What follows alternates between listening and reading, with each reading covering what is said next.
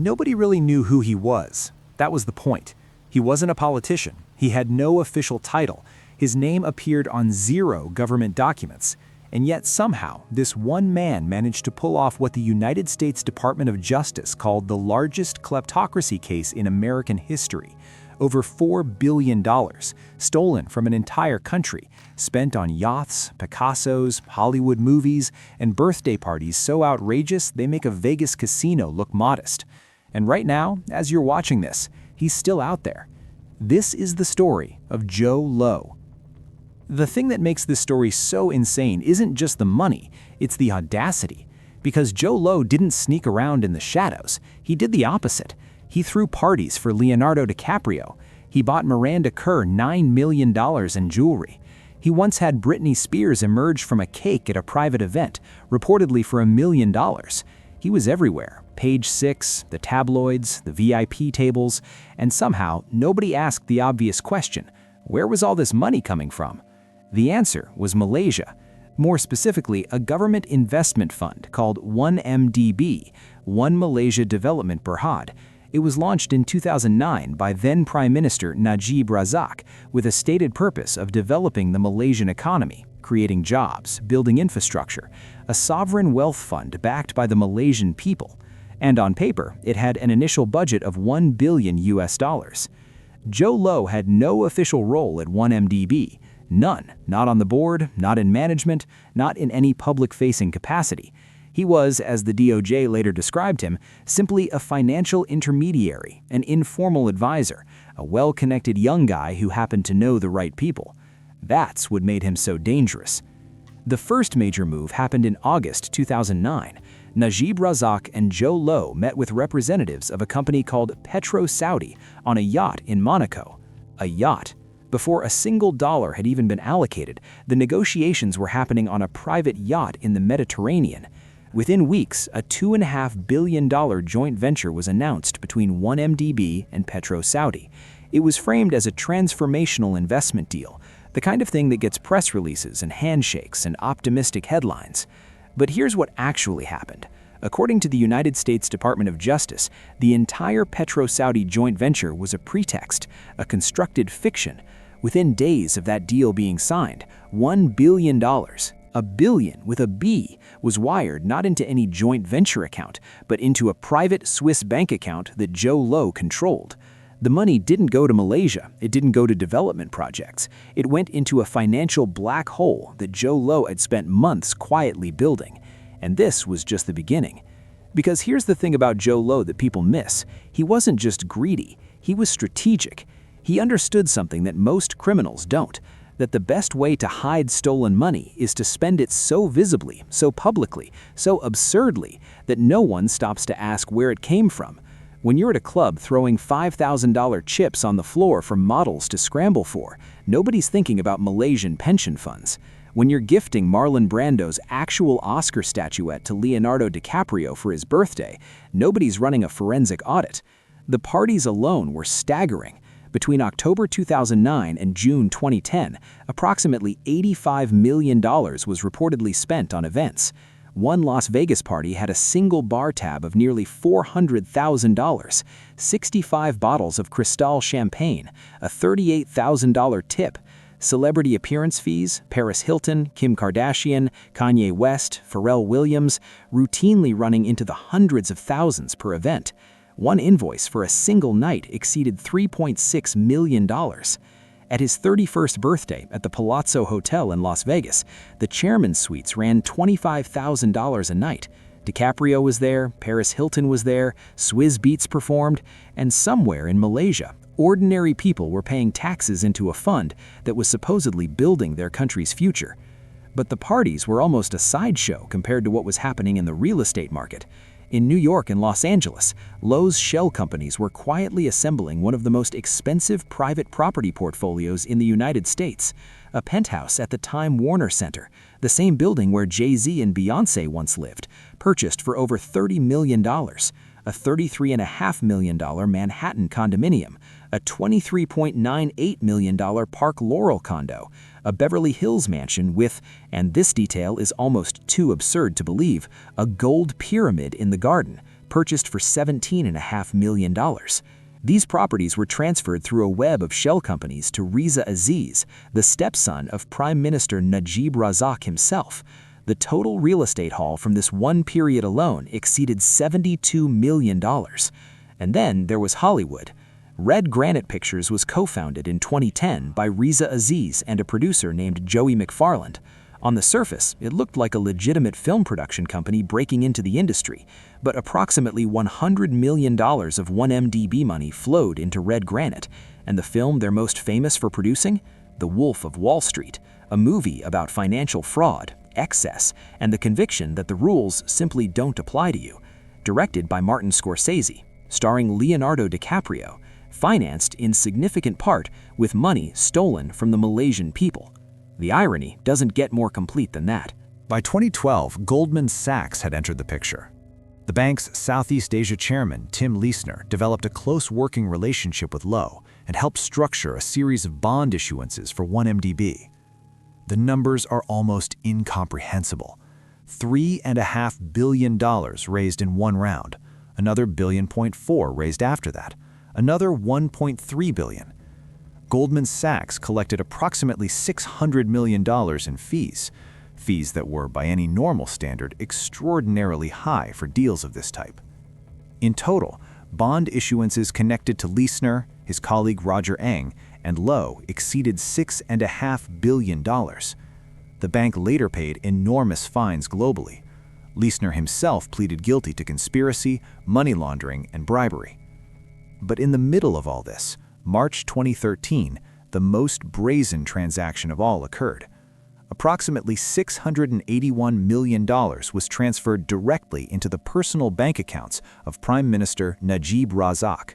Not a government account, not a fund, his personal accounts at AmBank and Affin Bank in Malaysia. The transfer came through Falcon Bank in Singapore.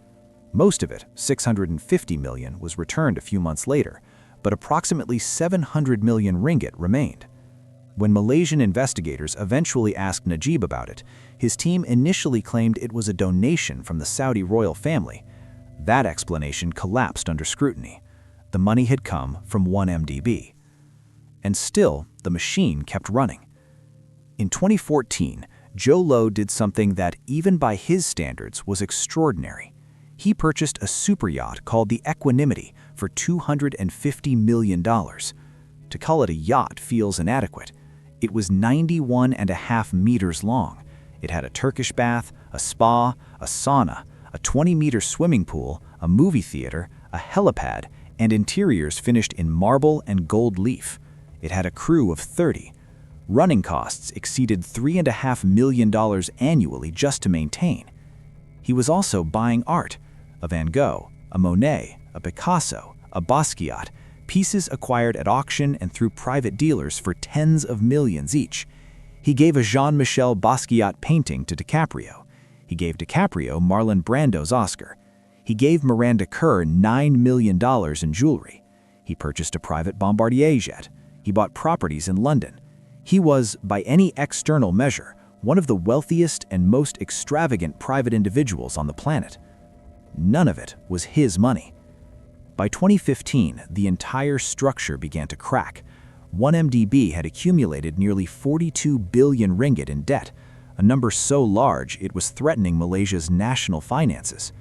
Journalists at the Wall Street Journal and Sarawak Report had been following the money trails, and their reporting began to surface publicly. Swiss and Singaporean authorities started freezing accounts. Questions were being asked in the Malaysian parliament that couldn't be deflected with press statements. The U.S. Department of Justice launched what would become its largest ever kleptocracy civil forfeiture action in June 2017, seeking the return of more than $1 billion in assets. Equanimity was seized by Indonesian authorities in Bali in February 2018 at the DOJ's request.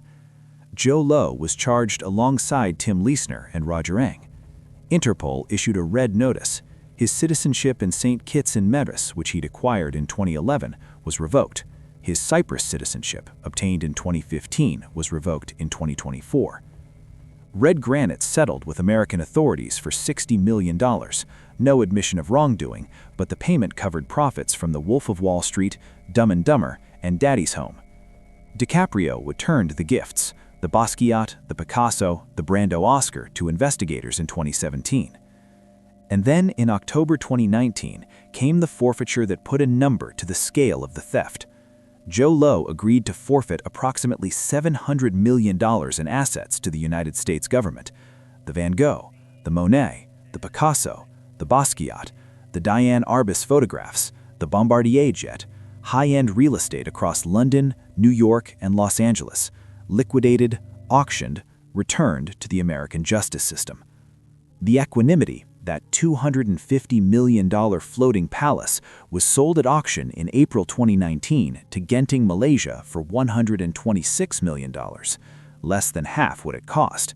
The maintenance bills had eaten through everything.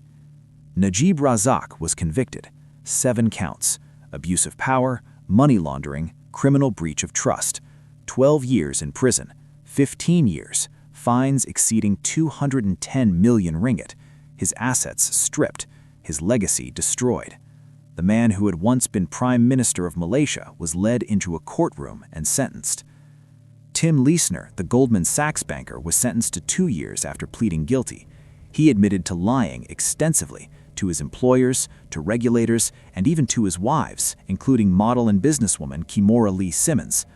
Roger Ang was convicted of bribery and money laundering. Goldman Sachs paid some of the largest fines in its institutional history. And Jho Low? He was gone. He's been gone since the walls started closing in. His whereabouts have been a subject of speculation, diplomatic pressure, and intelligence reports ever since. Malaysian authorities believed he was in Macau as of May 2023. Najib's own lawyer suggested in November 2024 that Low might be in Myanmar, under the protection of the ruling junta. And then, in July 2025, investigative journalists Bradley Hope and Tom Wright, the same reporters whose book had first comprehensively exposed the 1MDB scandal, reported something more specific. They placed Low in Shanghai, living in a luxury neighborhood called Green Hills, apparently operating under a forged Australian passport bearing the name Konstantinos Achilles Vase. The Malaysian government announced it was investigating. The Chinese government denied his presence, and the case went quiet again, the way these things do when powerful governments have complicated interests in not finding someone. There's something almost philosophical about where this ends up. The money is gone. Much of it recovered, yes, but not all. The US DOJ estimates that more than $4.5 billion was diverted from 1MDB between 2009 and 2015. Recovered assets represent a fraction of that. The difference, the gap between what was stolen and what was returned, is essentially what ordinary Malaysians lost. Infrastructure that wasn't built, schools that weren't funded, public services that were quietly cannibalized so that a group of men could buy super yachts and Picassos and movie studios. And the man at the center of it all maintains his innocence. Jho Low has, from wherever he is currently hiding, continued to claim that the entire case against him is politically motivated, that he is a victim of persecution, that the accusations are false. The US DOJ disagrees. Malaysian courts disagree. Swiss regulators disagree. Singapore's financial authorities disagree. 8 countries with active investigations disagree. But disagreement doesn't produce an extradition when someone is apparently living comfortably in a country that hasn't signed the relevant treaties. The most expensive lesson Malaysia ever learned is that the most dangerous person in any financial system isn't the one with the most authority. It's the one who moves between rooms, between continents, between deals, leaving no fingerprints on anything, until suddenly the entire thing collapses and everyone discovers that one man with a phone and a talent for connection had been the center of gravity the whole time. Jho Low built a shadow architecture around a sovereign wealth fund. He did it with relationships, with access, with the social currency of parties and gifts and the implicit promise that proximity to money creates more money. He did it in plain sight, which is the oldest trick in the con artist's playbook, because nothing disarms suspicion like a velvet rope and a bottle of Cristal. And somewhere tonight, he's still out there. Maybe Shanghai, maybe not. The Interpol notice is still active. The charges are still pending. The question of whether he will ever stand in a courtroom and answer for what happened is one that Malaysia, the United States, and the $4.5 billion worth of stolen futures cannot yet answer. Some stories end in a verdict.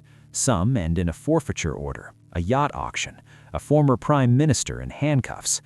And some end with a man in a luxury neighborhood in Shanghai living under someone else's name, waiting to see if the world eventually forgets. It hasn't. Not yet.